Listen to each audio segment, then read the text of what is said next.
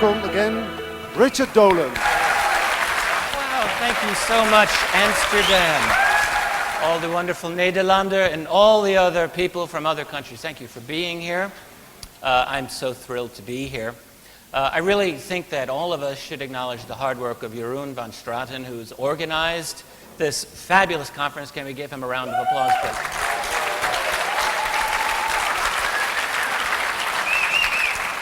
He certainly deserves it. David Turley, who's done the video, and all of the other people who I really think have put so much work, effort into putting this wonderful, wonderful conference together.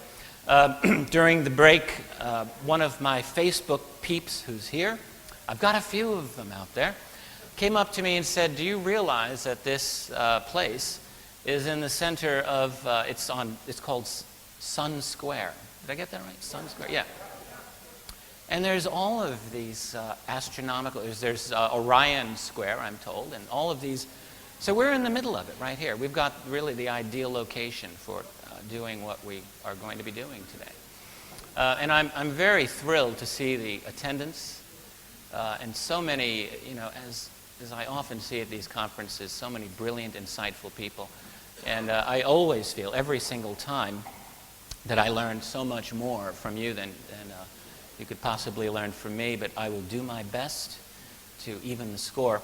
And the other thing, I've really have appreciated all of the lectures here. Peter Levenda, Timothy Good, I've known for many years, and of course Richard Hoagland, who one never wants to follow for so many reasons. I mean, the man is just a machine. He's so good. And it was really a fabulous lecture, I must say. But I've got a few things in store for you today, and I hope that we can all make a nice adventure of it together. So this is a fairly new lecture. Actually, it's almost a completely new lecture. I've been working certain themes. I work a theme for a certain period of time, and it seems to evolve. And then I move on and try something else. For the past few years, long before I co-wrote the book After Disclosure, The People's Guide to Life After Contact, I'd been thinking a lot about how a disclosure might actually come about and the difficulties. And in fact, I got into all of this because I was very, very unhappy with so much disclosure talk that I'd encountered in the field of UFOs. I thought a lot of it was kind of, I don't know, utopian maybe, and not as well thought through. And I'm not trying to criticize other people. It's hard to think about this. And I discovered just how hard it was when my co-author of AD After Disclosure and I, Bryce Zabel, tried to write it. It was a real adventure trying to write that book. And so I'll be talking a little bit about those themes, but really what I have in store for tonight is something a little bit different still. Some things that I've never really gone into in a great deal of detail. Dealing with what I am convinced is a bona fide secret space program. Not being in said secret space program, I can't tell you everything about it, but I have some pretty good ideas on why I think it's absolutely here, and moreover, why it is necessary for the point of view for those people running it. And then I want to talk a little bit about a theory that I've been working for a little while now, something I've come to call a breakaway civilization, and what exactly I mean by that. We'll get to that. So let's get started here. You know, whenever I deal with people who are untried in this field, and there's so many, people who think, what's the big deal about what you study? Isn't that kind of crazy? There's no proof, there's no evidence. What are these UFOs? What's the problem? Well, you know, I come back over and over to a basic fundamental point. Rather than argue what is behind this phenomenon, because we really can have different opinions on this, different theories, at least when we're dealing with the mainstream world, it's sometimes very helpful for us to remind ourselves of the fundamentals. And the real fundamental is that there's something that's going on that's not supposed to be going on. We can start with that. And I've got about a minute's worth of images that I think would be nice just to show you. This is a very brief history of some UFO photographs through the years, and you can see going through the 1950s. We're in the 1960s. That's the first color photograph. It's 1965, 66, Provo, Utah. Into Costa Rica, 71, France, 74, 1978. This is two photographs from Iran in 1978, pretty interesting. 1981 in British Columbia was one of my favorites. Hudson Valley, 1984, drawing of an enormous triangle. Space-based stuff, I'll get into that very soon. Gulf Breeze, I'm convinced that was totally legit. And so on. It's an Area 51 shot from 1989, the Belgian Triangle, we all know about that. It's, and this is just photographic evidence, interesting things. That's Area 51. Lady, unsuspecting photograph of a UFO. Lots of people take pictures of these things and they don't realize it. I did one myself, which you'll see in a moment. There's Mexico.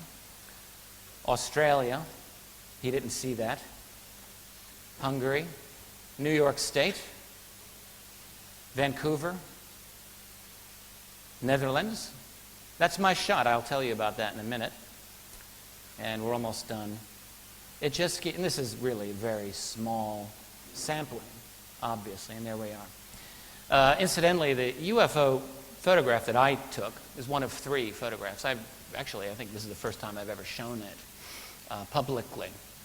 I don't really know that it was a UFO, but it was the strangest thing, I'll tell you that. I was in Washington, D.C. It was in April of 2004. Right after the very first X conference in the D.C. area. In fact, Richard Hoagland and I both were speakers at that event. And in the aftermath of that, I did some touristy things in D.C. for a couple of days. So I took a tourist picture of one federal building at a U.S. flag, an American flag that was flowing, and I was unhappy with the breeze because the flag wasn't flowing the right way. So I took 3 pictures in the space of 60 seconds.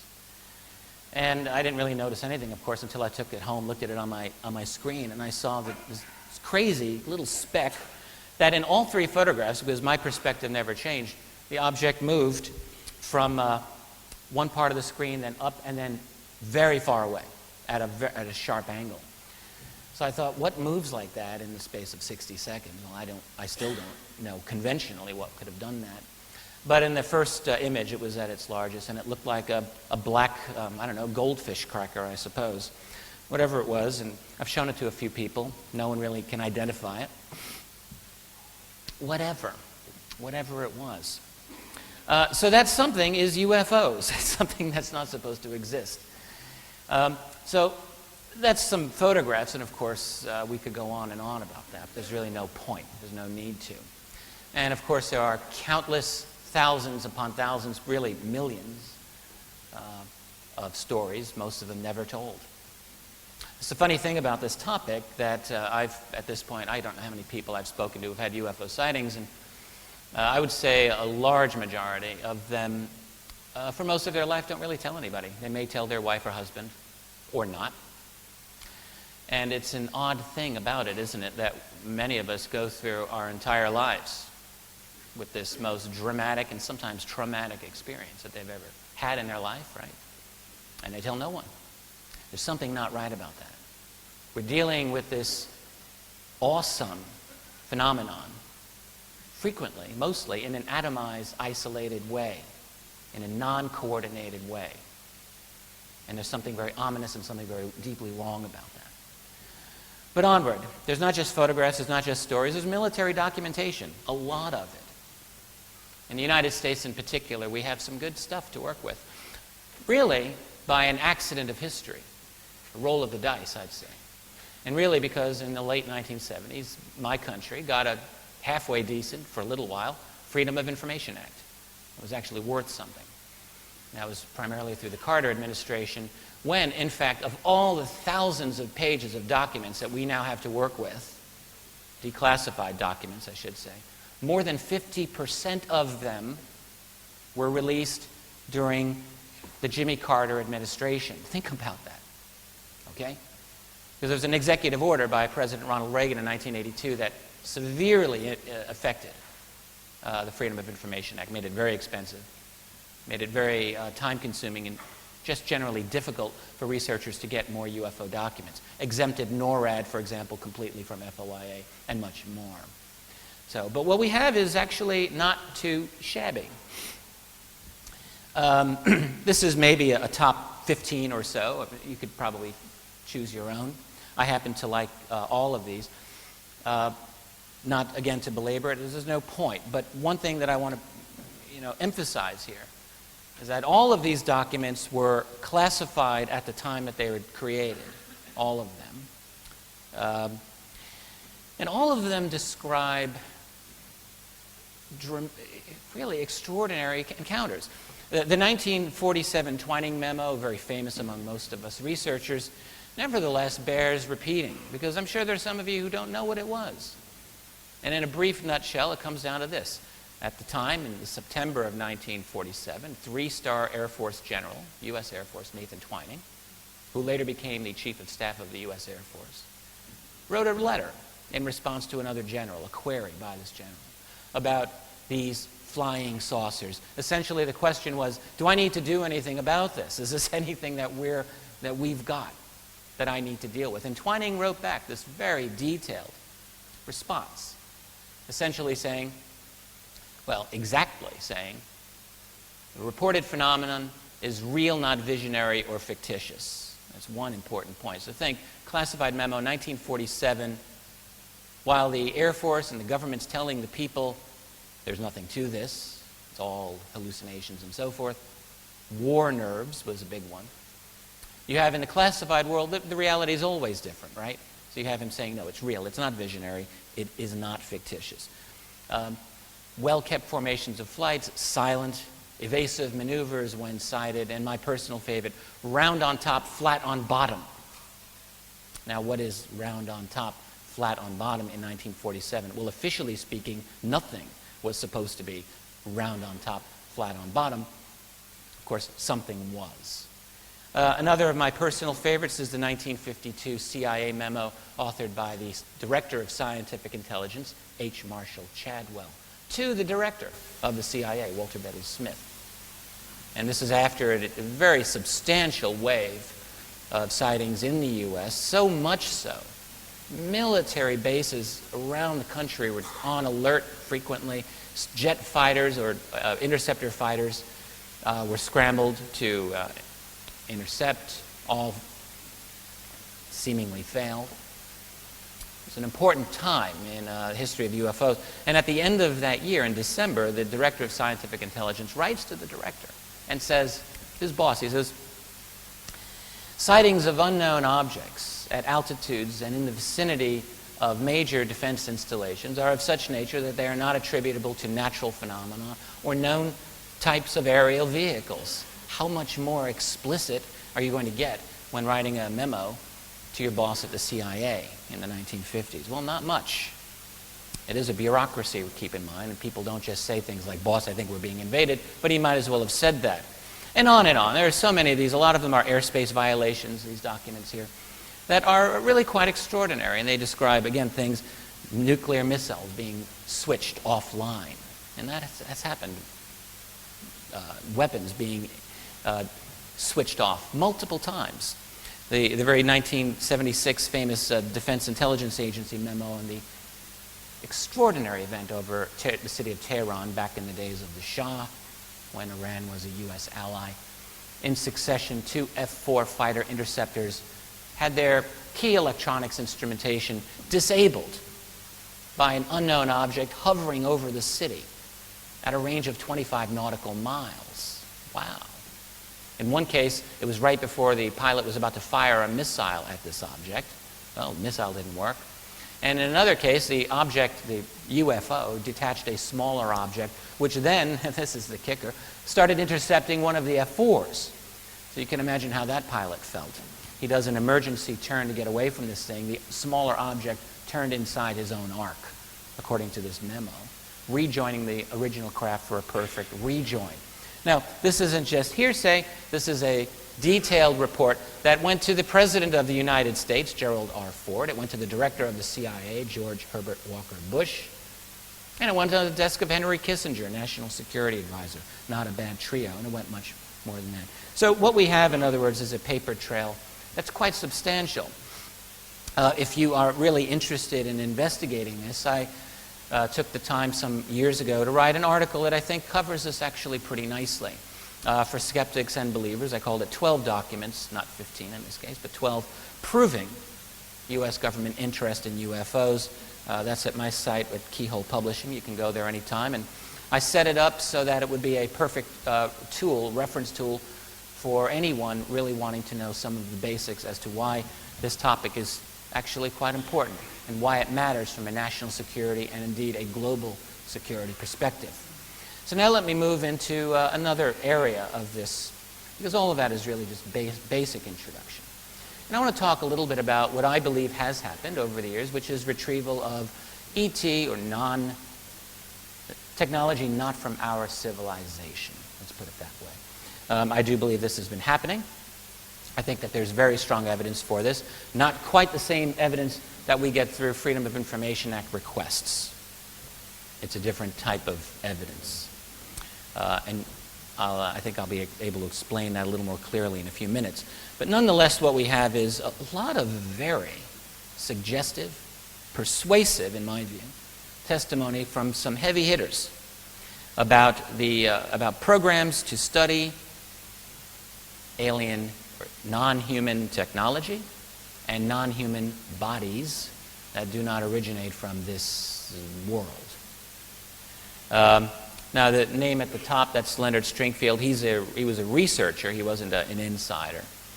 Back in the 1970s, Leonard Stringfield wrote a book, really the first book to reopen the whole topic of crash retrievals. He spent a couple of pages discussing this in one of his books.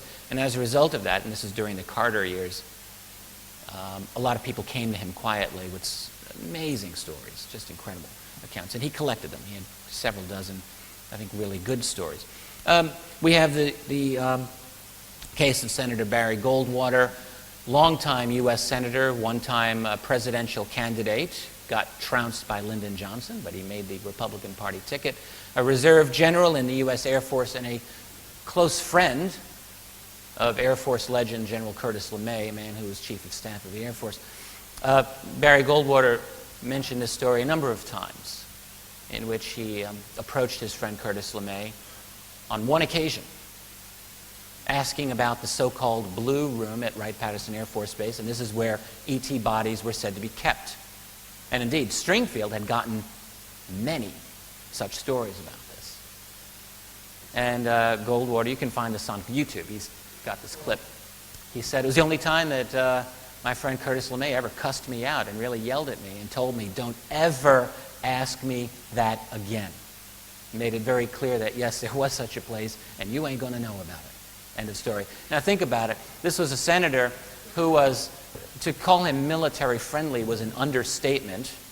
All right? He was the darling politician of the U.S. military, Republican, solid, conservative, general in the Air Force Reserve, friends with LeMay, and he could not learn about this, despite the fact that he was a prestigious U.S. senator.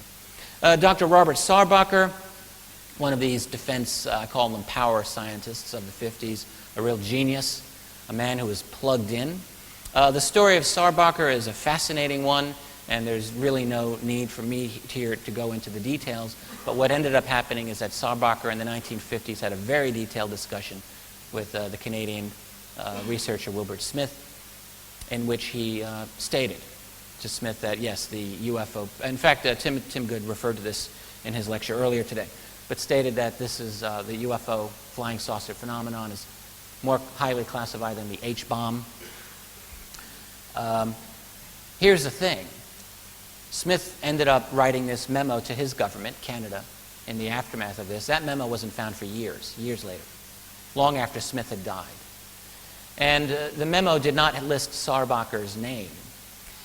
But in Smith's private papers, which were retained secretly by his family so that the Canadian government and other black op people couldn't get it, it's a key point, because they tried, were some handwritten notes, a transcript of the conversation that he had from way back in 1950, and in that case, in those papers, Saarbacher's name was listed. And it so happened that Saarbacher was alive in the 1980s when all this came out. A few researchers found Robert Saarbacher, and guess what? This canary talked. He's talked a lot, in detail, writing, in fact, a 2-page single-space type memo exactly confirming the existence of a program to study, to study crash-retrieved UFOs. And he had heard certain things about the beings that allegedly were in them. All very interesting. Eric Walker, the man on your far right, a colleague of Saarbacher, a longtime president of Penn State University, but more importantly, head of one of the most prestigious defense think tanks, the Institute of Defense Analysis, which was probably for a long time at the pinnacle of the U.S. Defense think tank industry. Walker also talked a lot toward the end of his life. And then the other man, who's second from the right, is astronaut Dr. Edgar Mitchell. I've had many conversations with Edgar Mitchell about this topic. He's spoken publicly a few times about this as well. And he said to me personally, and he's said publicly a few times, that he knew explicitly from several high-level sources. And look, when you're a Apollo 14 astronaut who's not going to want to be your friend, he's basically can talk to anyone he wants, who've talked to him explicitly about programs to study retrieved ET technology and alien bodies. And as an aside or follow-up, I will just tell you, I think it was in late 2006, I wrote to Edgar and I said, look, I've been tracking all of your statements on this, and you started talking about this at least not later than 1997. You've mentioned it several times. And look, I said, I know you've said you like my work, you support what I do. Can you help me out here? Throw me a bone. I'm not asking you to give these people these sources up, but can you give me something to work with? And because, look, all I try to do is confirm and corroborate. Having anonymous sources really doesn't quite cut it. So what we need is something to work with. But I understood the problem, of course. You've got these anonymous sources. They don't want to give themselves up. And he wrote back and said, look, I do. I get what you're doing, Rich.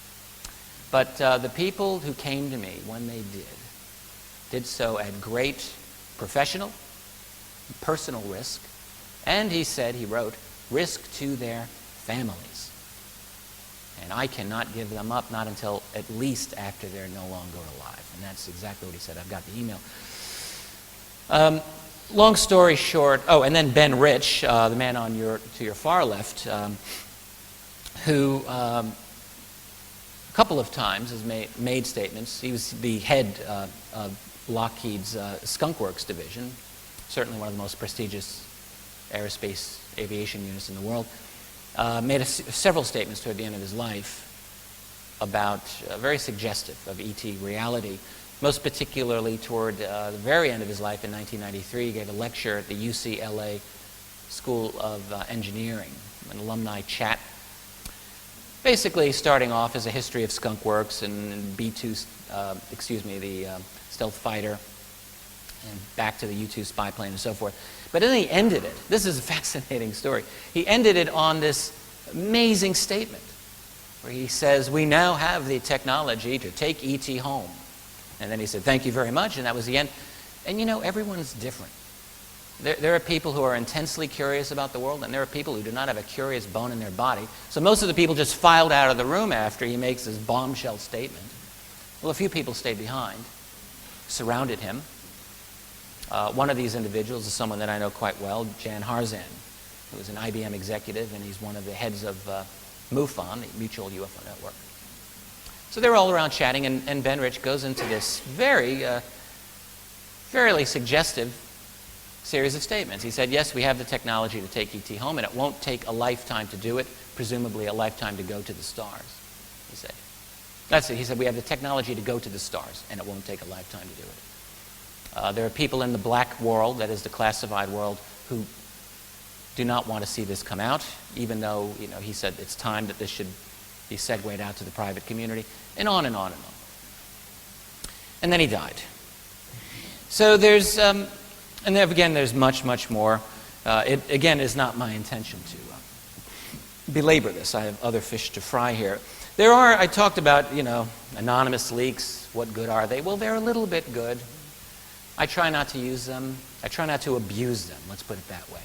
The thing that happens inevitably with any researcher, I don't think there's an exception, is that once you put yourself out there, and there are people in the inside community who identify you and think, yeah, I might want to work with this guy, because frankly the classified world obviously is not monolithic, right? It's huge, it's Byzantine, it's labyrinthine, and not everyone's got the same opinion, and you've got people in there for 20, 30, 40 years, and eventually they decide, really the secrecy on this is not a good thing. And so what do? Well, then they talk. They talk to a researcher that they identify. The problem, of course, though, is they can't give themselves up. They can't even give you enough information so that if it comes out, it gets traced back to them by their peers, right? We have to always keep these things in mind. So everything's vague. Everything's cloak and dagger, and it's very unsatisfactory from a researcher's point of view. And yet, let me just state that in several instances in my own experience, I've become satisfied that some of the individuals coming to me were legitimate. And this is one such case. This is actually a very famous man. And I think the day will come when I give his name. I won't right now. But I had a long conversation with him. He knows a couple of presidents of the U.S. He knows a lot of other big shots. And said to me, he said, I'm speaking to you as a scientist. I'm not speculating here. I've known factually for X number of years. He said that at deeply classified levels, he said, so classified, so compartmented, he said, you would be shocked at how secret this is. At that level, he said, there are scientists who have in their possession ET technology and at least one body that I personally know about. Those are almost his exact words. Another guy, fairly well known also, making the rounds for a while, spoke to a 4-star general, former Joint Chiefs, who confirmed to him that there was indeed an MJ-12 type group. In other words, a controlling organization responsible for managing UFO secrecy, ET secrecy, that there was such a group, and said that it's private, primarily, and beyond standard government controls. And in fact, one of the insights that this general said to this person, this is back in the 90s, was that there seemed to be a debate along generational lines. It was the older members of this group who were the more liberal in terms of wanting to release this information. The younger ones were the hardliners, and the reason this individual was told was because the younger group had not made enough money yet off of their secret. Kind of makes sense, doesn't it? So we're getting to money. We're getting to private control. I'll be following up on this quite a bit in a moment. I'm a real student of American history. I love American history.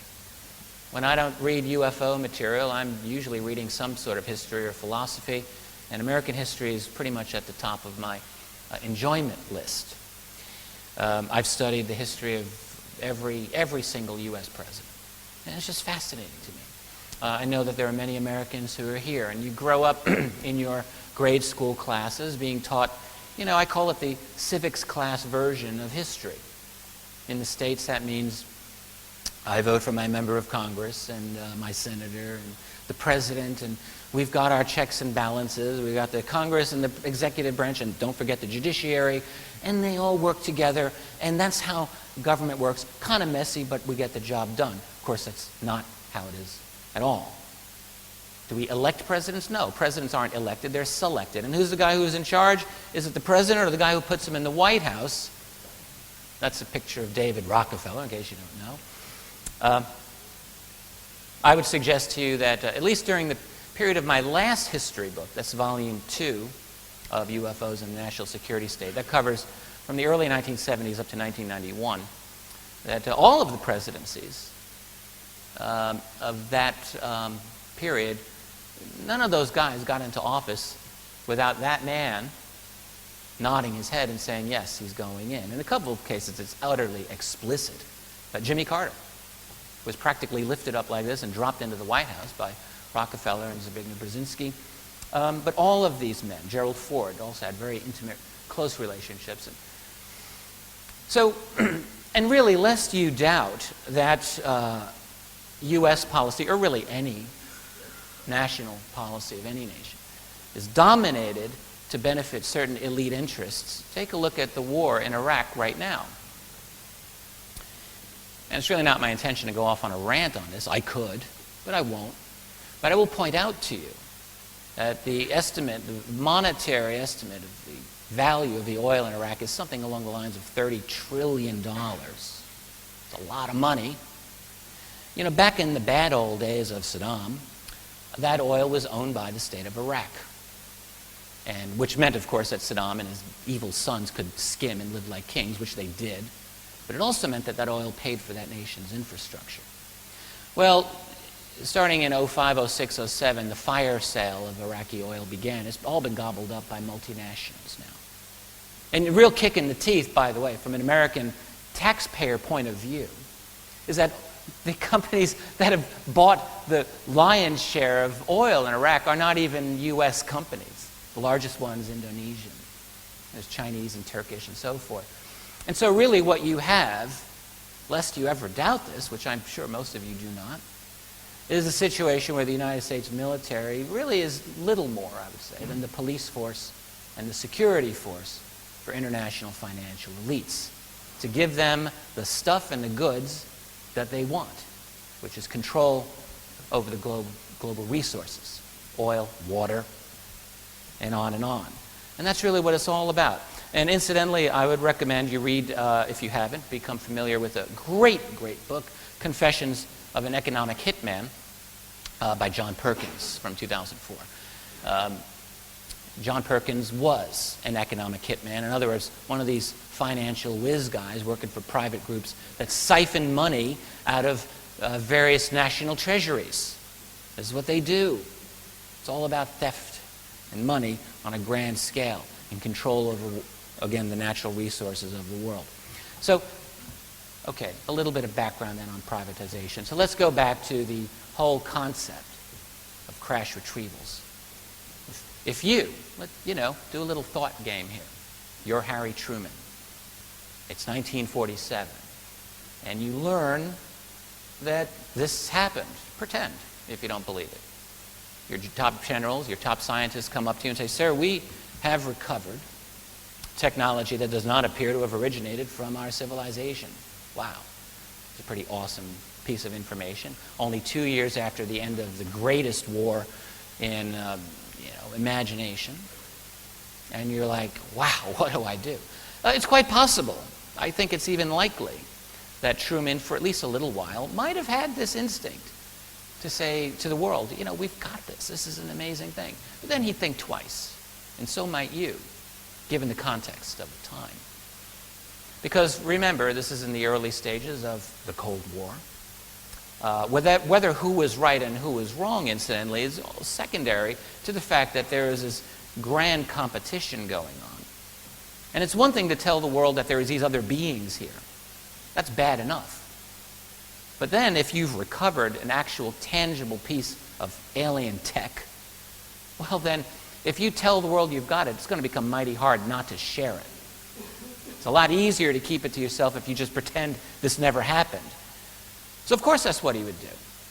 He would gather together around him a team of top-level advisors, people who knew their stuff, people with expertise in a variety of fields. That was important.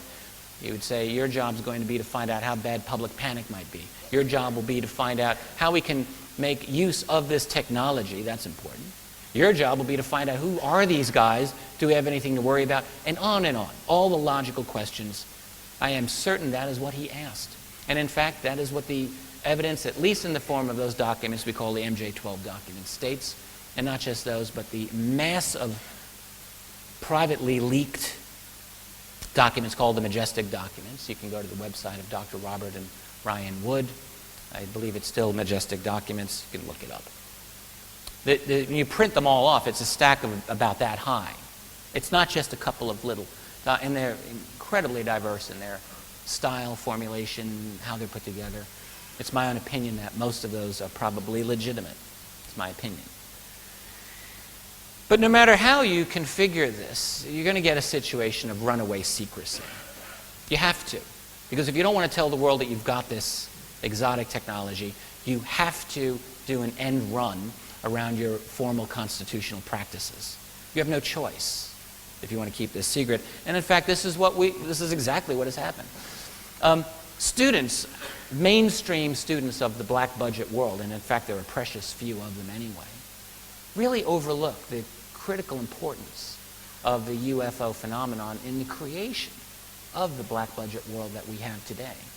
I wouldn't say UFOs are the only contributing factor, but I would say they are very important and typically almost always overlooked. But in fact, it's the UFO secret right out of the gate in the Cold War that absolutely required the creation of an extra-legal, extra-constitutional secrecy apparatus. And so what we have are a few studies, not many, a few good studies, on the true black budget world of the United States. One from about a decade ago by aviation writer Bill Sweetman. He wasn't a UFO guy. He's an aerospace aviation guy with a very strong interest in the classified world. Estimated back then that there were about 150 special access programs, the quintessential primordial black budget programs, within the Department of Defense. He said, my own investigation tells me that there's essentially no oversight, at least from Congress, zero effective oversight. And many of these special access programs were, quote, unacknowledged, end quote. In other words, they didn't exist, except, of course, they did exist. The other thing, he noticed that their classification systems were utterly independent of each other. So if I were running one of these programs, I would decide how the secrecy actually functions. In other words, I would decide who's in, who's out.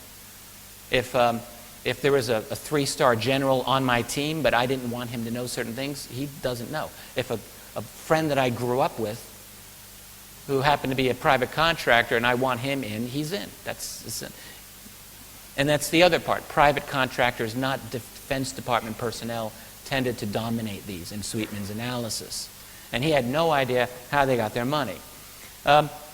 More recently, the Washington Post last summer came out with a multi-part series on secrecy within the U.S. intelligence community, which shocked the hell out of me because it's Washington Post, which I've always seen as one of the mainstream, one of the lackeys, really, I would have to say, for the national security apparatus of this country, but not always.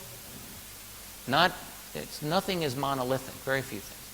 So Dana Priest and Bill Arkin last summer write this very good series. Of course, I say very good. Really, they didn't say anything a lot different than what people like myself have been saying for many years. Essentially that the U.S. intelligence community is out of control, essentially. You know, massively privatized, again.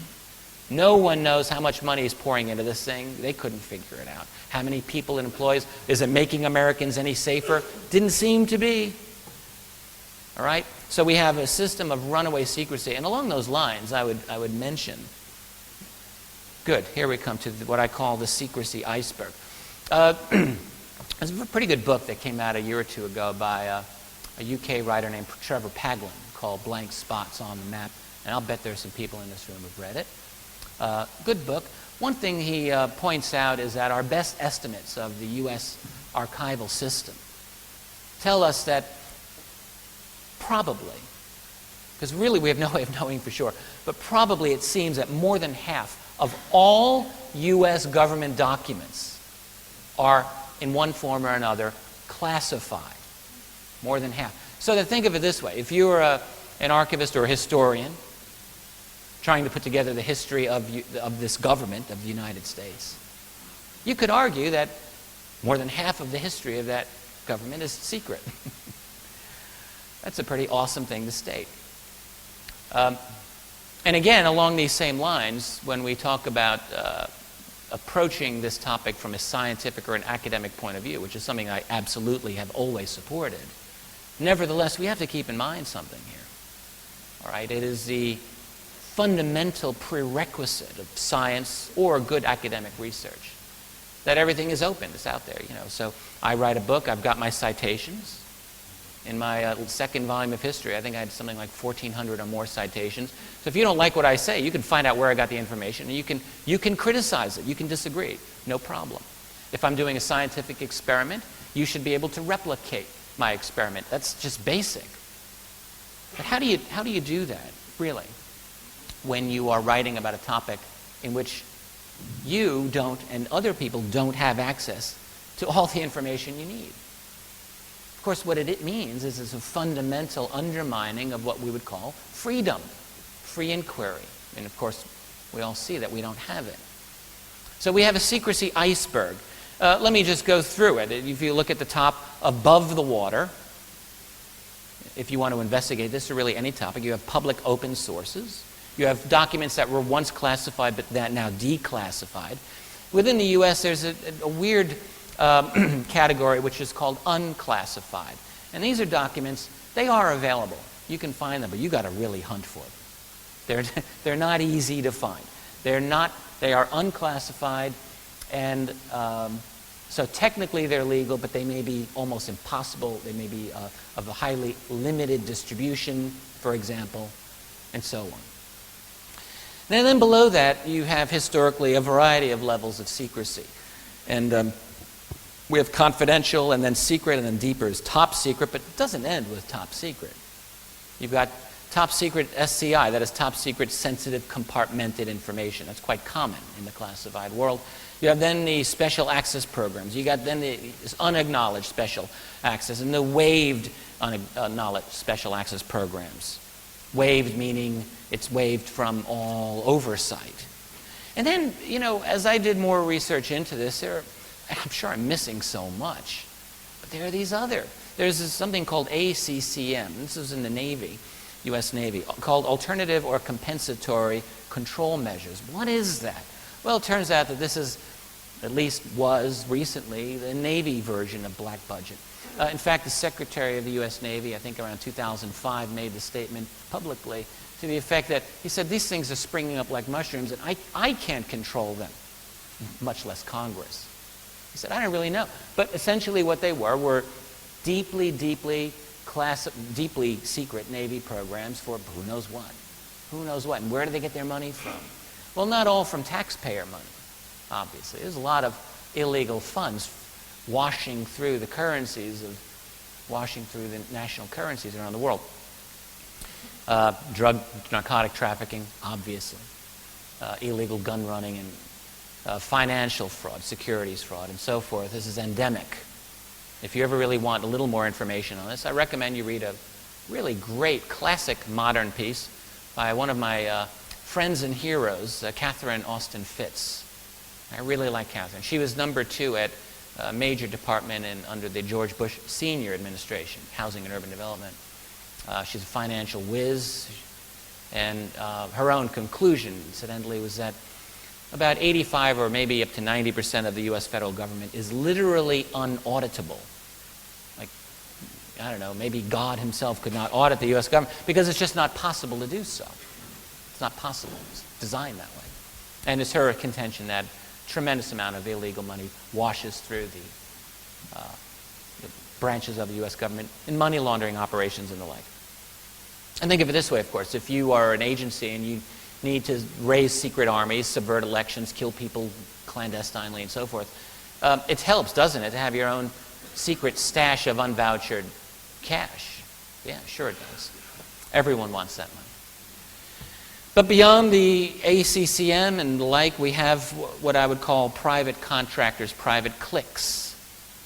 I spoke to one person involved in these types of shenanigans and said, look, you don't sign your papers at this stage. There's no documentation for any of this stuff. It's like the mafia or any other organized crime syndicate. When you're in, never reveal anything or bad things will happen to you and the people you love. They don't need to sign these security documents. It's passé. And of course we have this nebulous world of quasi-public, quasi-private entities. What are they? Well, they're beyond the classification system. And in fact, I would suggest that this is really the seat of the human nexus of power in the UFO field. But then beyond that, then there's these other guys, these other beings, these entities, whatever they are, them, I call them sometimes. So that's the secrecy iceberg. And just to give you an idea of where some of those other documents I showed you lie within the secrecy spectrum, well, the Twining memo, which I mentioned to you earlier, that was secret at the time. So that was a little bit below the surface, where he says these are real, not visionary or fictitious. You have I didn't mention this earlier, but a very good memo from 1949, FBI, in which it described the flying saucer to be a top secret classification within the military. Well, that memo itself was confidential. The 1952 Chadwell memo, which I referred to earlier, that also was secret. A 1959 memo about airspace violations over Oak Ridge nuclear facility, confidential, just below the surface. One dealing with the UFO sighting by an American senator when he was in the Soviet Union, that was confidential.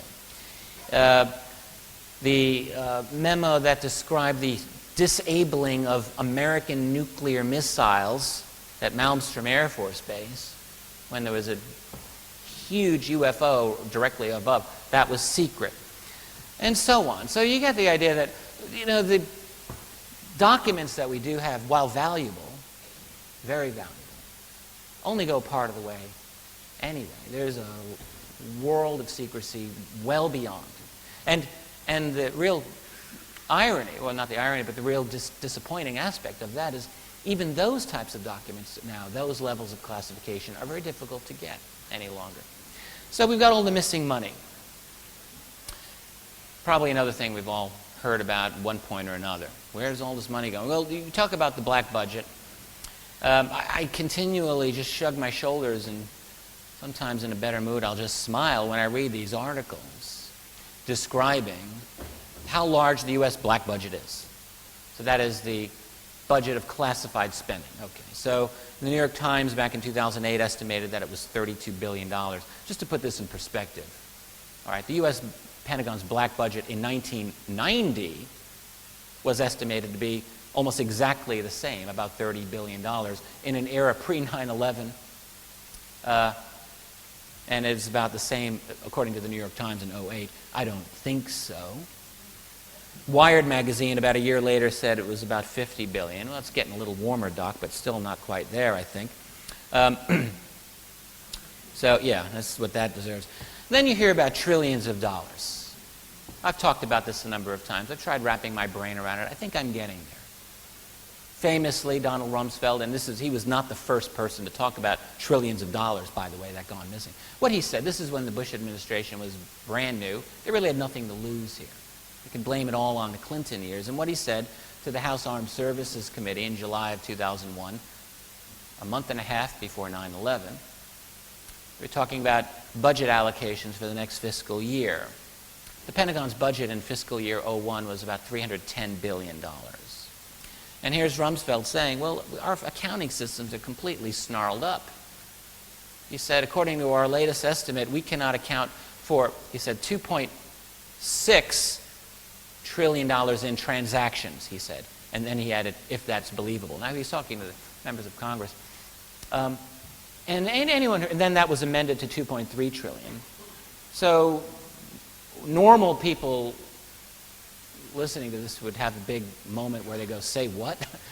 How can you lose track of 8 times your annual budget? Well, I think, not being an accountant, I've tried understanding this. And what I've come to understand is that, well, it's not that they lost all that money. And I don't see how they really could have lost all that money. Why would Rumsfeld actually say such a thing?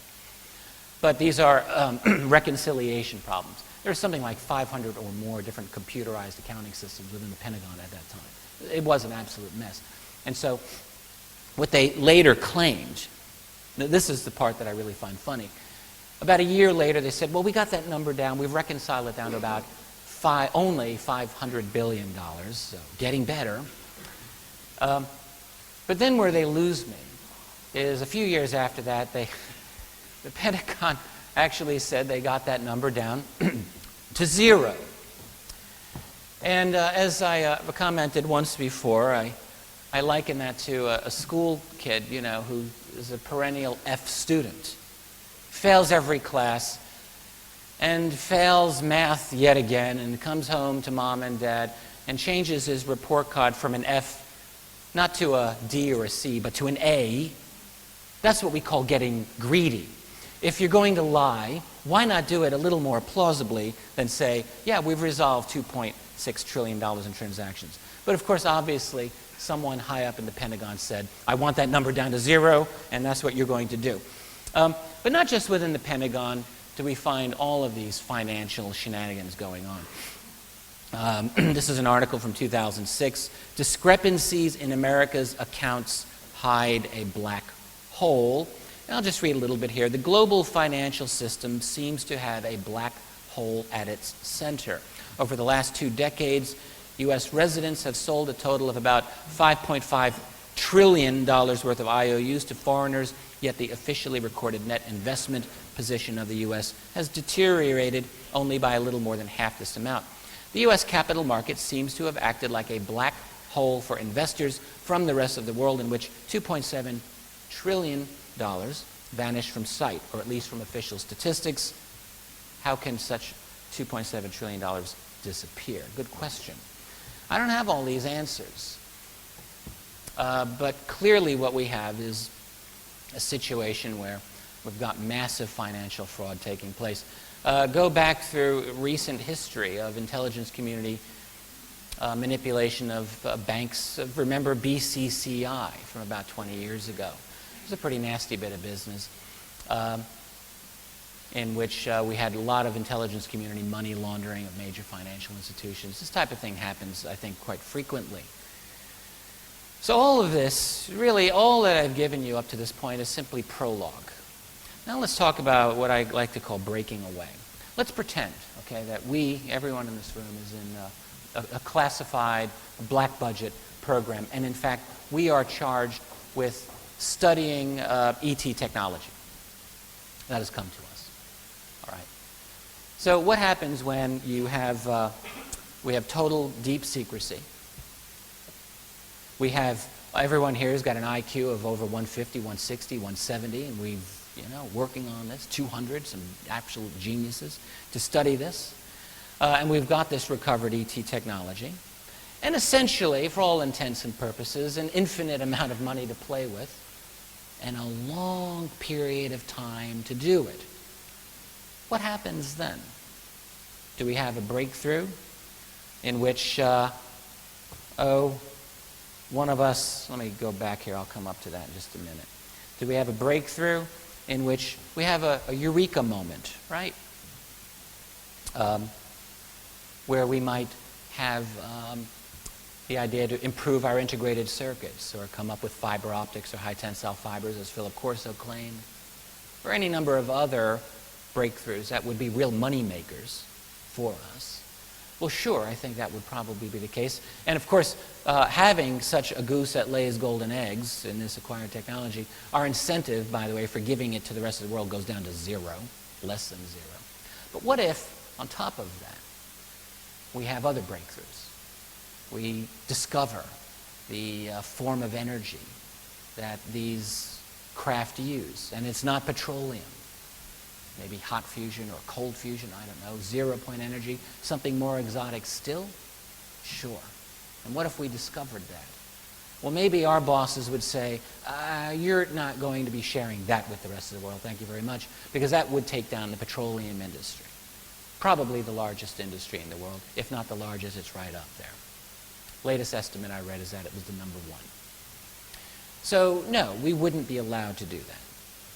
Or other developments, I don't know, super longevity, some biotech development. Why wouldn't that be possible? Developments in computing, advanced or strong AI. Maybe even quantum computing. I read a piece about a week or 2 ago on some new breakthroughs in the public realm on quantum computing. What if they made a breakthrough before that? See, the way science goes is it doesn't just move at a linear rate, of course, right? It builds on itself. It can go in an exponential manner. One breakthrough can lead to another, which can lead to another.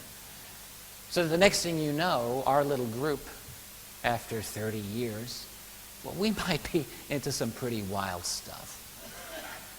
Very wild stuff. So let's talk about that. What I call a breakaway civilization. In a moment, I'll tell you exactly why I call it a breakaway civilization. But such a group really could easily be considered as something of an invisible empire. Technology vastly better than that of the mainstream world. And I'll just share another anecdote with you. A scientist that I spoke with who worked at the NSA back in the mid-60s, around 1965, told me that at that time NSA computers had a clock speed of roughly 650 megahertz, which of course today is nothing, but which the rest of the world had not caught up to until around the year 2000, so 35 years later. So on that basis, you might say NSA was about 35 years ahead of most of the rest of the world. Not too bad. All right, so what might our group, if we have truly exotic technology to study, where might we be? It's a good question to ask. We would have the ability to explore areas of our world that would be unavailable to the rest of them, obviously. Because we might have the ability to go off-world, right? Or we might have the ability, hey, to go below the surface of the earth in ways that ordinary people can't do. So we'd have the ability then to interact with, possibly, have encounters with maybe some of these beings who are involved in the UFO phenomenon, who are behind it. We just might. And which would give us deeper scientific and cosmological understandings, different framework in which we think, and probably, I would say almost definitely, a significant built infrastructure, look below your feet for that one, that might very well be off the grid in key ways. As a historian, one of my favorite writers is he's kind of forgotten these days, but he's the meta-historian, Arnold J. Toynbee. I like Toynbee. Some historians love to kind of knock him down a peg. As a meta-historian, that means you study the history of civilizations, and as a generalist like that, specialists in various fields can kind of pick holes in the things that you say.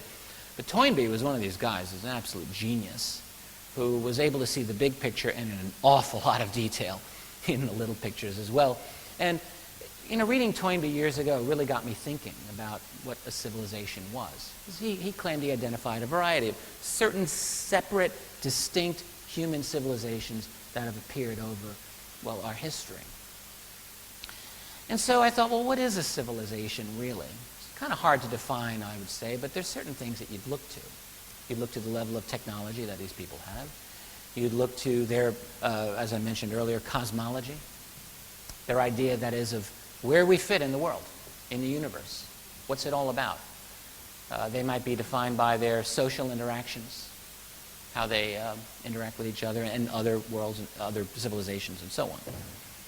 And if you look at it that way, I would say that our hypothetical little group here could very well be considered a separate civilization in many key ways. One that has broken away from the mainstream one, hence a breakaway civilization. And that's the basic concept that I've been working with that I think has happened.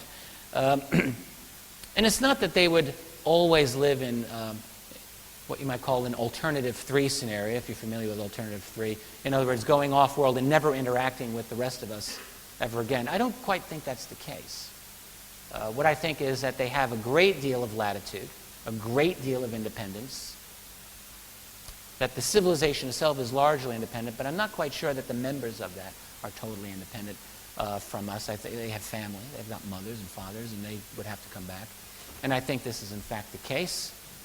I would suspect that it causes a great deal of personal stress on many of those members living in it, but that's just my supposition. Ultimately, they would have a great deal of independence from the established system. I really enjoyed hearing the concepts of Peter Levenda when he talks about how separate some of these, the Nazi group after the Second World War seems to have become. And I think that factors into all of this. What we're talking about is substantial financial power, ultimately, that is able to dictate terms to governments. And that's what it's always about. It's about money. Money talks, everything else walks. So that's the idea of a breakaway civilization, but then we're obligated to ask ourselves, well, what are they doing? What are they studying? I think they're studying and doing a few things. One, I think, is making their own UFOs, obviously. Clearly what you'd want to do if you acquire this technology is you want to study it and you'd want to replicate it. Seems to me, I would say no later than the 60s, but could it be as early as the 50s? Maybe even in the 40s they were making these things that were actually functional. And along these lines, let me just say I do have a bit of a problem with, although I've come to be very sympathetic to the concept of a post-World War II Nazi-based UFO technology. Yes, I think that that's a very important part of this picture. I'm yet not really persuaded, not at all, that that's the full picture. We've got a lot of different groups, I'll get a little more into this, that are involved here, and I don't believe that all of them are us.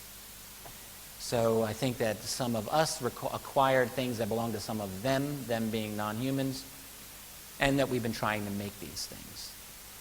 So making UFOs, and then studying the bodies, conducting biotech research, I think is another important part of this program. Another one, which I'll get into a moment from now, is developing a secret space program. Clearly, you would need to do that. You'd need to have a clandestine program to explore, to whatever extent possible, the region around your world without the public knowing about it. The program's also about theft, basically, about using free money to conduct the research and to provide the security. That is, you know, your tax dollars and mine. It's also about profiting from this. It's a money-making venture from the acquired technology, segueing it into patents and economic financial opportunities. It's also about hiding itself from most of U.S. and Allied military structures, while using them, however, as their security force, their own personal security system. It's a really nifty scenario when you think about it from their point of view. And also, let's never forget, maybe the most important thing, it's about dealing in whatever fashion they can with the presence of these others, these other beings, and their interaction with humanity and with planet Earth in whatever fashion that happens to be. Yes, they have to deal with that too. So now let me move into space, what I'll call oddities. And this really, traditionally, isn't my domain. Really, it's Richard Hoagland's domain. Remember when he used to do Mars research? I remember that, those days. I appreciate the 9/11 research, Richard, very much. It was excellent. In fact, while I'm thinking of it, I would like to just comment that the exposition on Dr. Judy Wood was superb, absolutely superb. And I really appreciated the discussion on torsion physics, something that I'm sure many of us have heard of, but really something that was not as clear to me as it was at the end of that lecture. Now, when I deal with space, I actually feel very constrained because I'm really not the expert here. Richard is the expert. But I don't need to be the expert for what I'm trying to say here. All right? So what I want to do is discuss what I think is very good evidence for the fact that there are things beyond the atmosphere of this planet that are not supposed to be, and that their very existence would demand the creation of a secret space program, if nothing else than to investigate. Okay? So let's look at that. Now this is a video clip. Let me make sure that I've got the sound on. I do. Some of you are very familiar with this. This is only 2 minutes.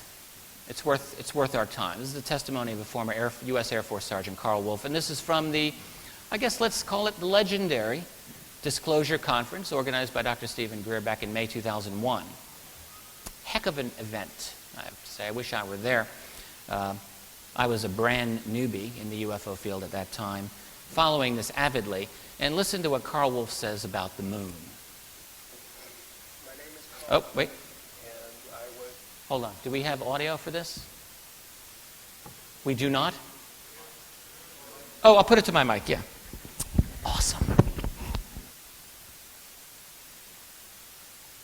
Crank it up. My name is Carl Wolf, and I was a precision electronics photographic repairman with a top secret crypto clearance in the United States Air Force. I was stationed at Langley Air Force Base in Virginia.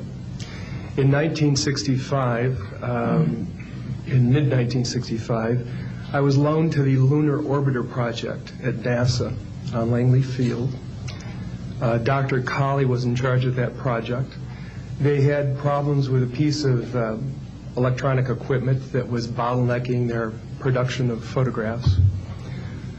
I went to the facility, and when I walked into the facility, there were scientists from all over the world.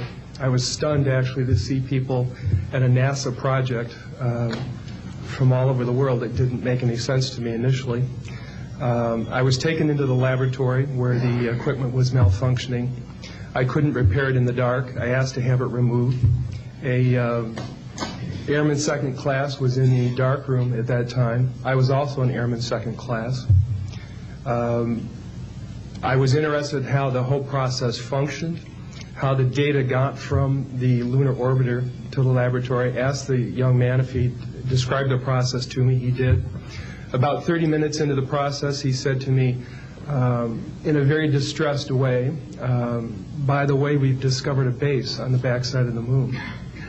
And then he proceeded to put photographs down in front of me, and clearly in these photographs were structures, mushroom-shaped buildings, spherical buildings, and towers. And at that point, I was very concerned because I knew we were working on compartmentalized security. He had breached security, and I was actually frightened at that moment. And I did not question him any further. And a few moments later, someone did come into the room. I worked there for 3 more days, and I remember going home and naively thinking, I can't wait to hear about this on the evening news. And here it is, more than 30 years later, and I hope we hear about it tonight. And I will testify under oath before Congress. Yeah, pretty neat.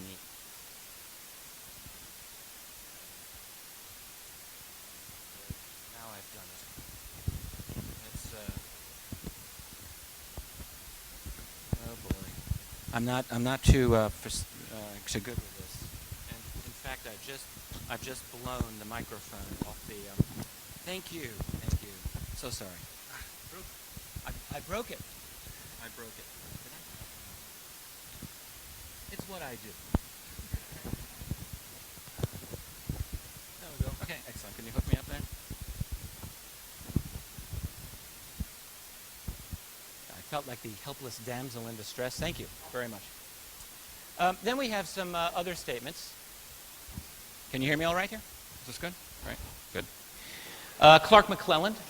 I've spoken with Clark a number of times also. He had many, many years working at Cape Canaveral and Kennedy Space Center. This is a statement he put on abovetopsecret.com. If you go to ATS, I visit it pretty frequently. He just writes here, I worked at Cape Canaveral and the Kennedy Space Center from 1958 to 1992. There are many mysteries that have been discovered during the years that we have been exploring the moon, sun, and planets. The former CEO of Lockheed Skunk Works was visiting the Cape many years ago. I asked him a question. This is Ben Rich.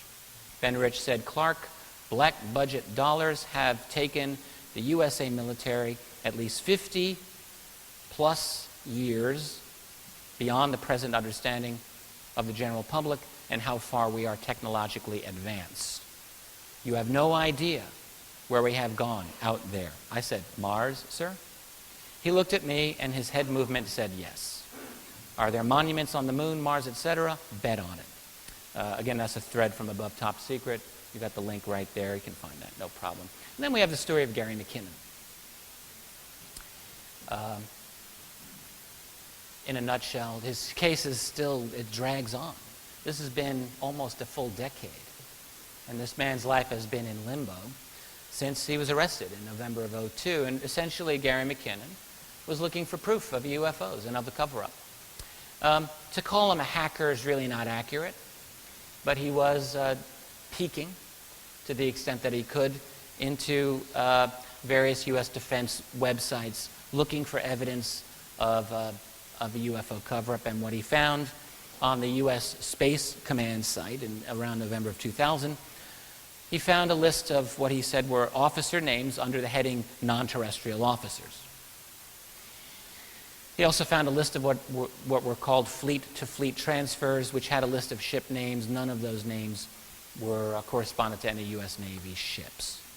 Couldn't remember the names, unfortunately. Then was arrested in 2 years after that, in 2002. And to this day, he's in danger of extradition. His fate is not resolved.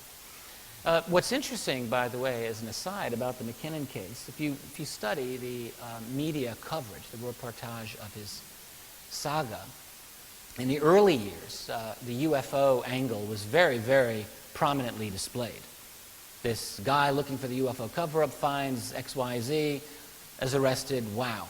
Look up the McKinnon case and track the coverage in subsequent years. And the longer we go into this, the UFO thing, if it even appears anywhere, it's at the bottom, tucked away. And now he's simply called by the Pentagon the greatest Pentagon hacker in history, which is a load of rubbish. Absolute rubbish. But this is, so in other words, the whole UFO angle has been very, very subtly siphoned out of the story, and that's what it's all about. And the fact is, I think Gary McKinnon did find evidence of a secret space program. That's, I think, the single most logical conclusion. Then we have some photographic anomalies. Again, this is Richard Hoagland's territory, not truly mine, but hey, I'm allowed to look at these pictures too. And also, I mean, I would just say I try to, I don't want to just blah, blah you to death here. I've tried to read what people and analysts have to say about it. I'm not a physicist at all. I'm not a true photographic analyst. I know how to look at some pictures a little bit, but that doesn't make me an expert. But this is a very famous photograph. It's called The Shard, and in the background, the tower. And in fact, Richard's talked about this on Coast, I think, a number of times. All he can say is that this object in the foreground, the shard, is estimated to be about 1.5 miles high, about 2 kilometers. And the blur, or the tower behind it, about 7 miles, 10 kilometers or more high. I would say that this qualifies as pretty darn interesting indeed. I would like for there to be follow-up confirming evidence from other photographic sources, and maybe they exist. I'm not aware of them. Nonetheless, they're interesting. They're very interesting. And if I were running a clandestine program, I could bet you that I would be very interested in following up with covert missions to look into that. Absolutely I would. Absolutely I would. And there are these other things. Again, this is one that John Lear, again, chatted. I was talking with Richard, I think, about this the other day. I think I was talking with Richard about this. The evidence, what John Lear is convinced, looks like strip mining on the moon. I have to say the photograph does look something like strip mining. I wouldn't say it's going on today. I don't. If you compare it with photographs of actual strip mining operations, like, say, this one, this is a lot more involved. I think I'm not really convinced that that is a strip mining operation, but it does, have a kind of at least superficial similarity, and you could say this is worthy of a follow-up investigation. And once again, if I were gifted with such exotic technology that allowed me to go off-world, yes, I would absolutely be looking into that. I would find that to be of enough interest to justify it. And then we have the monolith on Phobos. There's a picture of Phobos, the irregular moon of Mars, one of them. Only recently discovered, as far as I know. It's fascinating to me. I mean, absolutely. I mean, look at that. That's a monolith to your top right. That thing is shaved off. It looks pretty darn squared off to me. That does not look like a natural object. Not at all. When Buzz Aldrin talked about it, you got to wonder what's inside the Buzz Aldrin's head. I'm sure all of us in this room would love to have an open, honest, quiet conversation with this man. Because he seems to be making these various statements that just are right out there. About being followed on the way to the moon. Well, that's pretty darn interesting. And then he makes a comment on this. But of course, every time he makes a statement, then he runs away from it.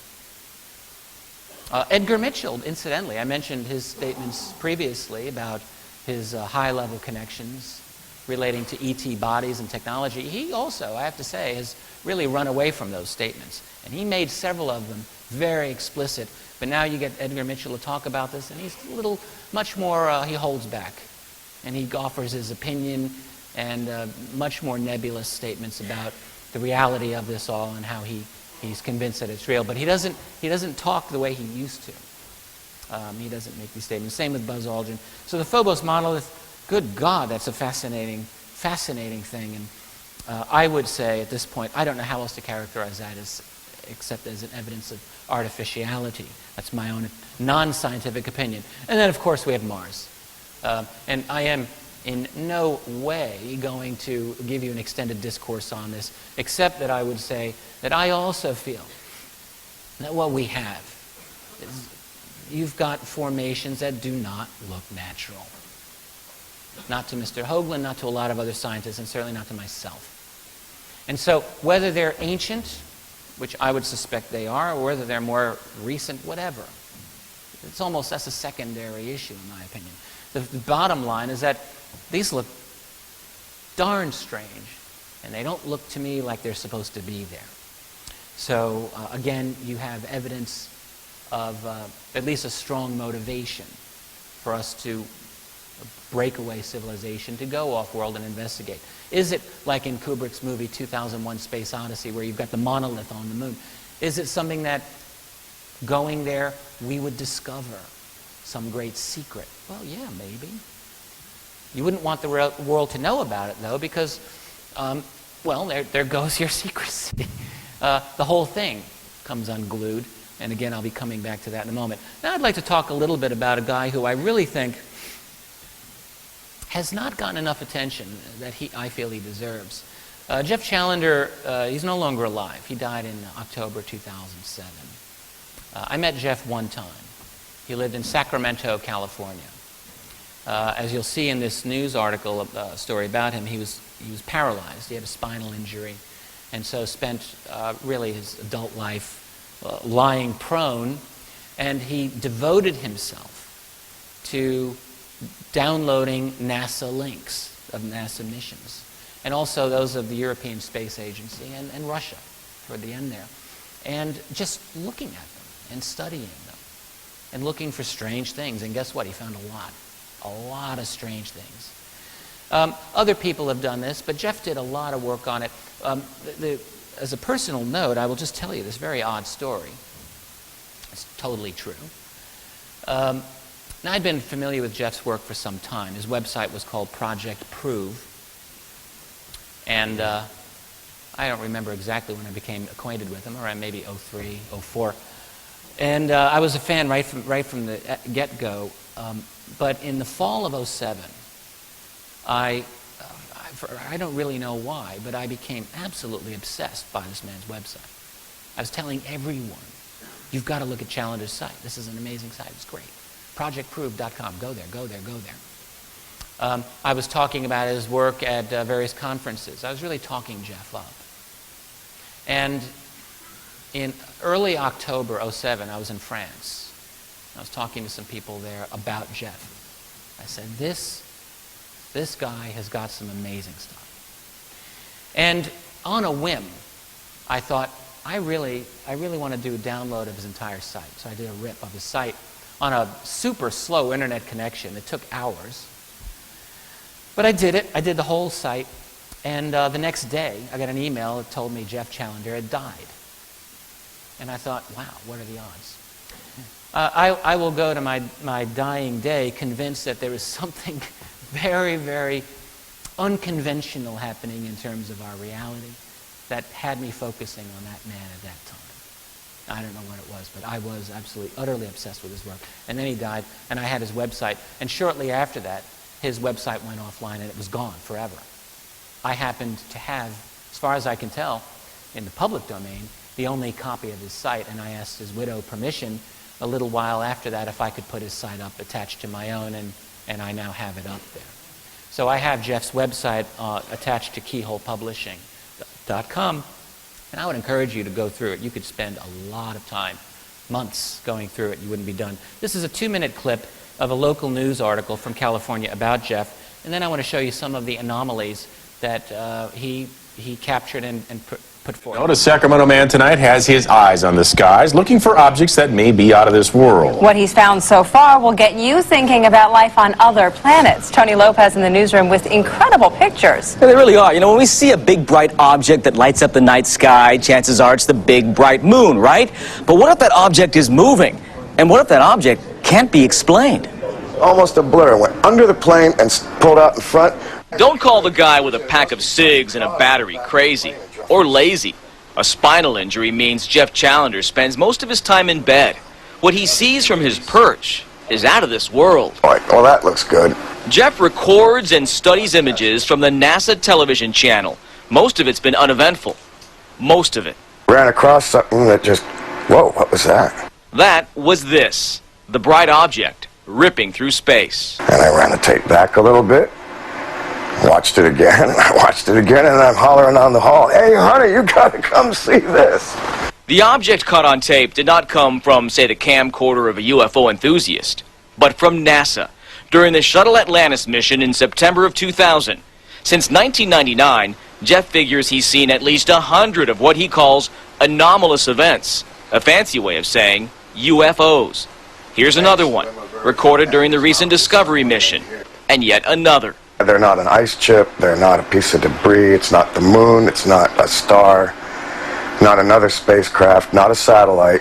This is what a real ice chip looks like, Jeff claims. Not nearly as bright as the unidentified object, and you can see the ice chip turn. Tonight you can hear the critics. He wants it clear, though. He just spots anomalies in space. It's not time, he says, to welcome the little green men, but he will keep looking out for anything that can't be explained. From one mission to another, you never know what you're going to find. So Jeff Challenger, who died October 4th, 2007. What I'd like to do is show you a couple of, oh man, I did it again. We're good, we've got it going on here. I shouldn't be allowed to touch, there we go, okay, good. So this was the clip that they just showed, and again, I'll just let you see it a little bit better on a big screen. This is from 1999, STS-96, June 3rd, and you can see in a moment this pulsing bright object going, woo, there it goes, and pulsing very regularly, and there's the ice chip. So very interesting indeed. This is a clip from the same mission, same day, over Florida. This goes for about a minute. Now, you're going to see a lot of thunderstorms in the center. This is very common. People who've never seen this before think, oh my God, there's a war going on. It's thunderstorms. They're happening all over the world. But what you want to look at are these objects on your top right, moving very oddly. And then he's got highlighted a number of other oddities in Earth orbit, and these are all, of course, looking down at Earth from the space shuttle. The guy running the, determining who sees what on the NASA TV is called the IMCO, and that person can control, if they think it gets a little too crazy, often they'll black it out like this, but then they, lighten it up. One thing Jeff pointed out is that on the NASA station, there's a tremendous amount of what seemed to be intentional interference to degrade the quality of the video. And I think he made some sense on that. There are these two objects and others. Some of them are hard to see, and the resolution here isn't quite the best. But you can see that there are things moving around that beg an explanation. This one's almost done.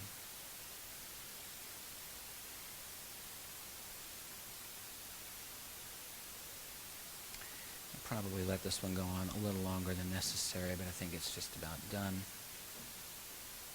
Let's move on. Now this is actually quite interesting. Same mission next day. Still STS-96, 1999. What you're going to see is a very fast streaking object. It's going to go diagonally from the your top left down to the bottom right. It's very quick. You'll see it more than once. And then what you'll see is another object going in the same direction, and it will slow down toward the end. You'll see it happen. So let's take a look here. Keep your eye. There it goes, the bright, fast out, and this is the other one. You can see it slowing down. That's a city below. We're going to see it again.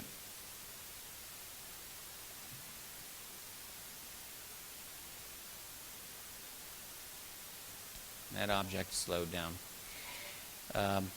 Here it is again at reduced speed.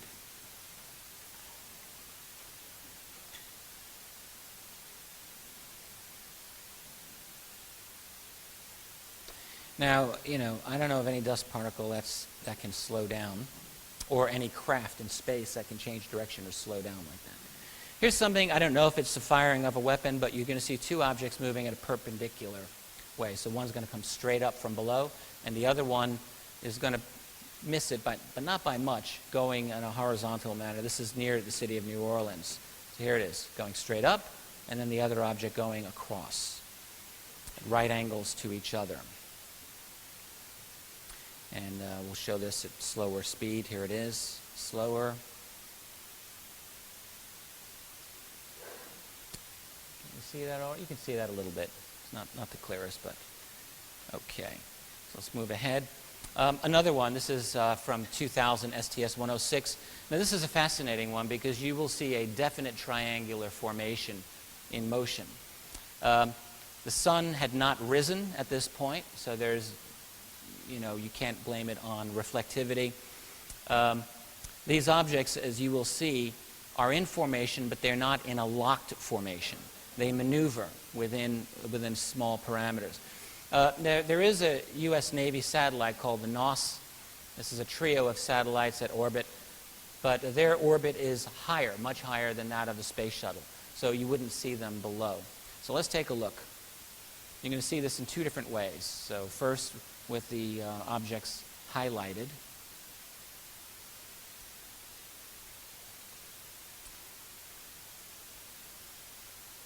And you can see also how they sort of maneuver slightly within their circle. So it's not an exact maneuvering, but they are in a formation. And now I'm going to show you, this is 50% speeded up without any highlighting, but now that you know what to look for, I bet you that you'll have an easy time seeing this, even though it's faster. Here it goes. There they are. I'll do it again for you so you can see. It's kind of in double time. So here it is again. The top one seems to be flashing a little bit more. But they're definitely in motion. There's 4 of them, but they're in a kind of a triangular pattern. What are these? Well, we'll talk about that in a minute. And here's another one. Same mission, STS-106, September 2000. This is over the city of Chicago. Now here, this is fascinating, because this is you have an audio clip of the NASA commentator. And he is absolutely at a loss of how to describe that bright thing in the center. That's what you're going to be looking at. And it's actually pretty humorous. So here we go. Atlantis is approaching sunrise as it approaches the Great Lakes area.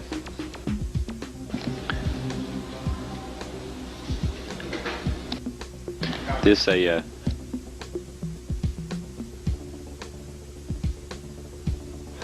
a view of Chicago, and also some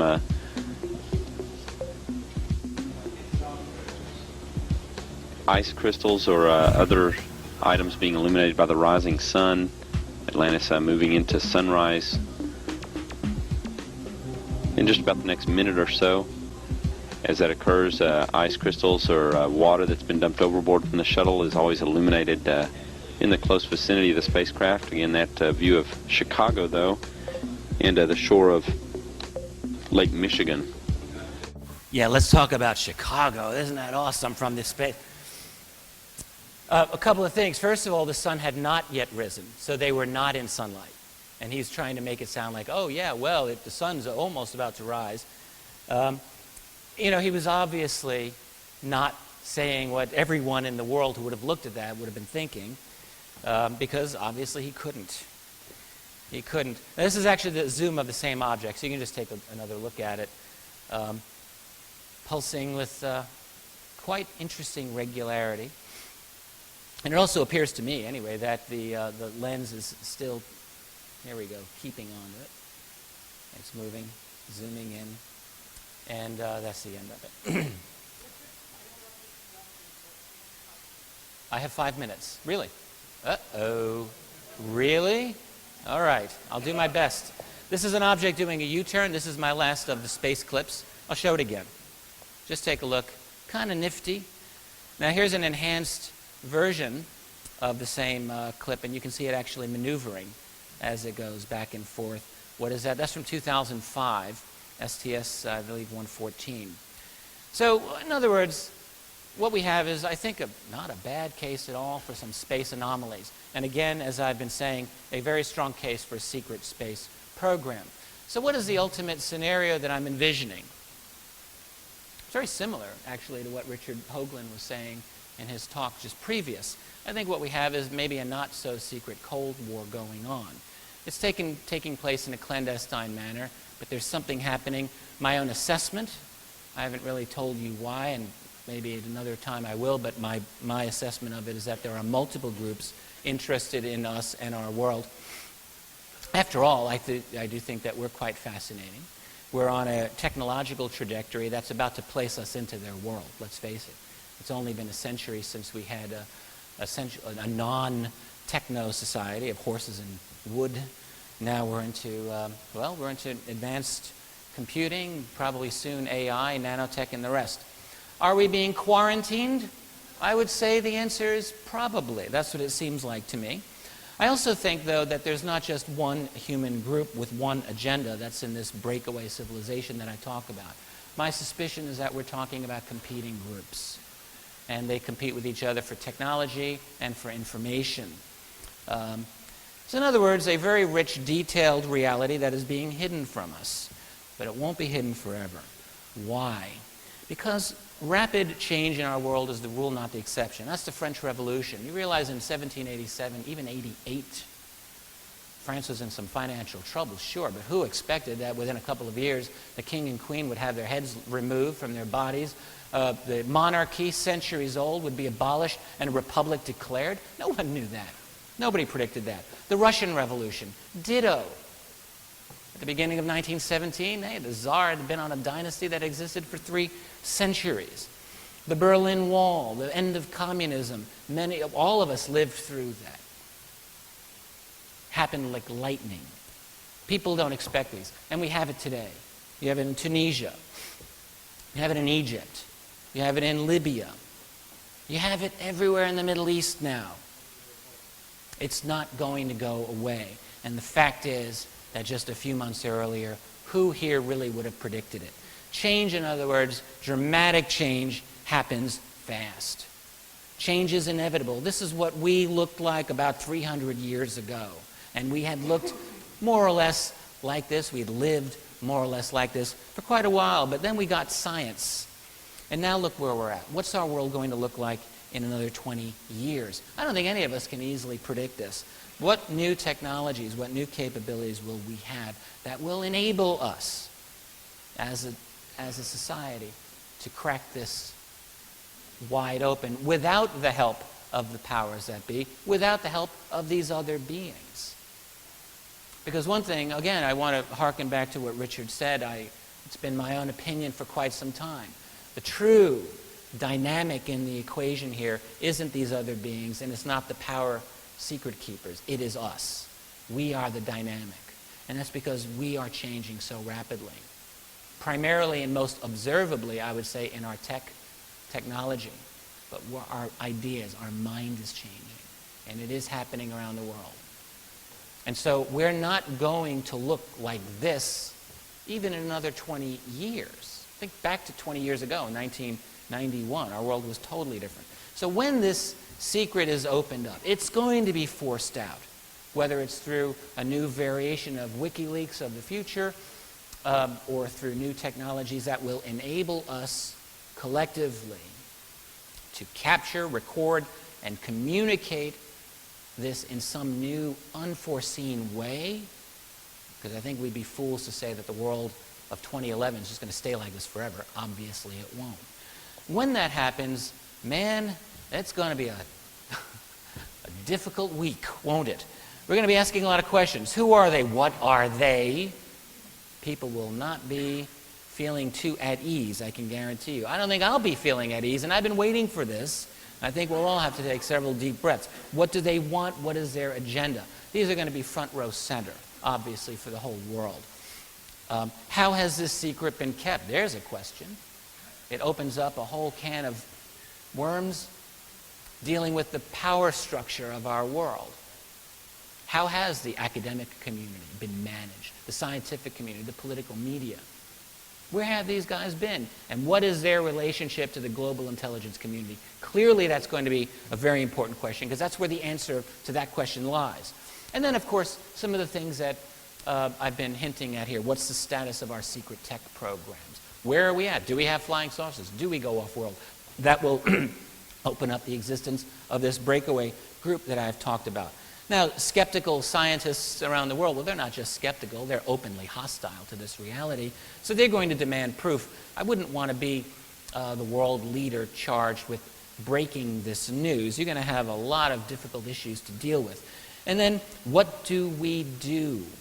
Probably the most fundamental question. What do we do about it? That's going to require leadership. It's going to require great vision and courage on the part of those people who are charged with the leadership of this planet of ours. Energy.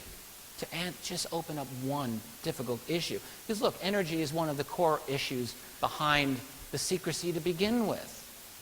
Whatever these things used to get around, it's not petroleum. The petroleum industry, being probably the largest industry in our world, will become poof, there it goes. For the most part, it's gone.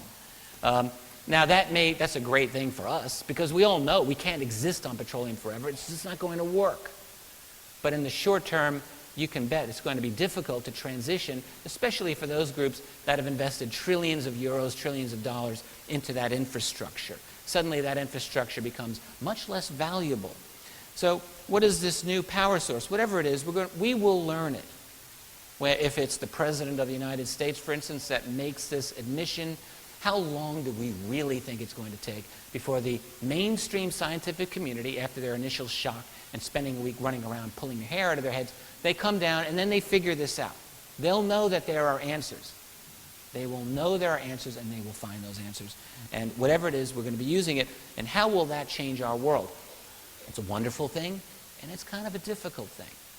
You know, a device that can heat your home forever for cheap is wonderful, but what if it's convertible into a bomb that can blow up a country or more?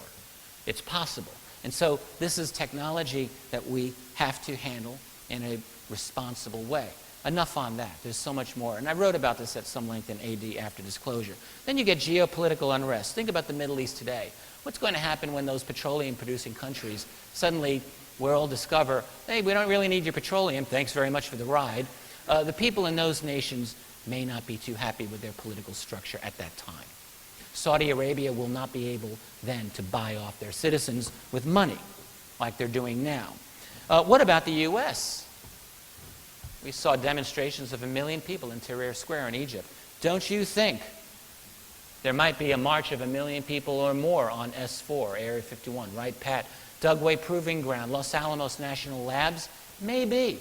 I'll bet you Wackenhut Security can stop a march of 100 people, but not 1 million. Not 1 million. And don't you think that just might happen? And then opening up a new truth movement, because once UFOs, then 9/11. JFK, underground bases, you name it, chemtrails. It's all going to be on the table.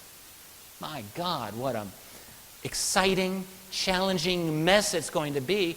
And so that, in other words, the moment of disclosure is not the end of anything. It's the beginning of the true fight for truth. Not the end. Yes? Now,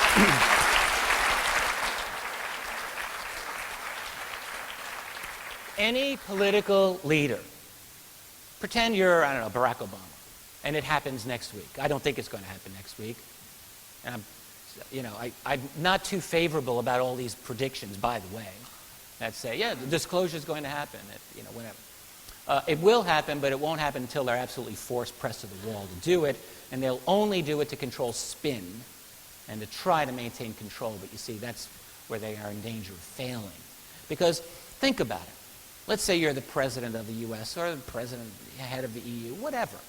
You've been put into power by these elite groups. You're in there, so you're kind of working for them. But suddenly you're in a situation where you got like millions and millions of your constituents. They're ticked. They're angry. And you're going to have to make a choice. Who do you side with? The public or those Illuminati, these secret keepers, whoever these people are that put you into power, the elites. And it's not necessarily a given that a leader will side with those elites. He may, but he may not. He may not. One of my purposes in writing this last book is to show that it is possible for a responsible leader with a grand vision and a positive vision of our world to make the right choice. And the right choice is to side with the people to do it. Can it happen? Yes, of course it can happen. Will it happen? I don't know. But it can happen. And I am just about in conclusion, so the timing hasn't been too bad. I would leave you, though, with the fact that whatever the end result of this is, let's not please be utopians here. I personally am an idealist, but I'm not a utopian. There's certain things that I believe very strongly in. I have this crazy idea in the idea of truth. I believe in it. And truth is a real difficult friend to have. It requires a lot from you, but it's worth it. If you're sleeping in your home and your house is on fire, but you're having this great dream of sipping margaritas on the beach and someone's giving you a foot massage, well, that's a great dream, but it's a dream. Would you rather wake up, deal with the fire? Well, ultimately, we have to wake up. We have to deal with this fire. Keep in mind, our species has always dealt with catastrophe.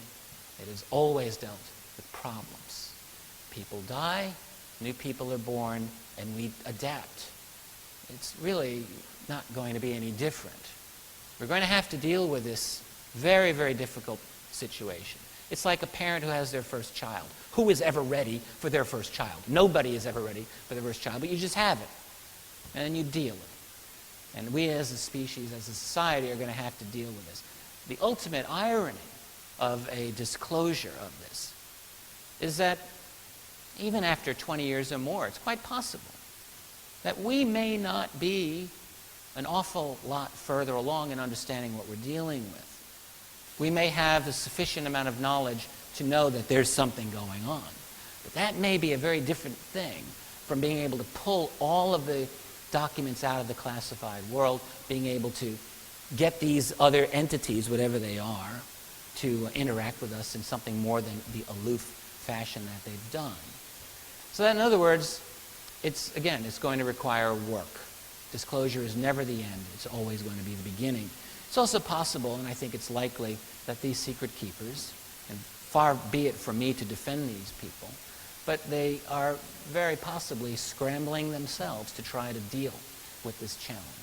I could very easily see it as a situation where they're so far ahead of us, this breakaway civilization, they might look at us and think, how can these people ever adapt? How can they ever deal with the awesome reality that we know? Well, I think that we can deal with it. If they can, so can we. It's all about growing up.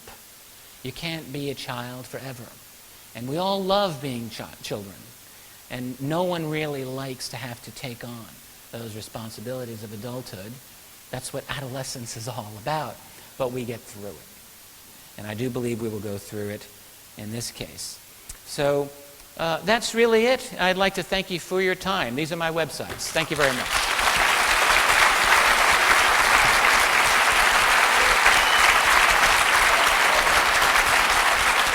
Thank you.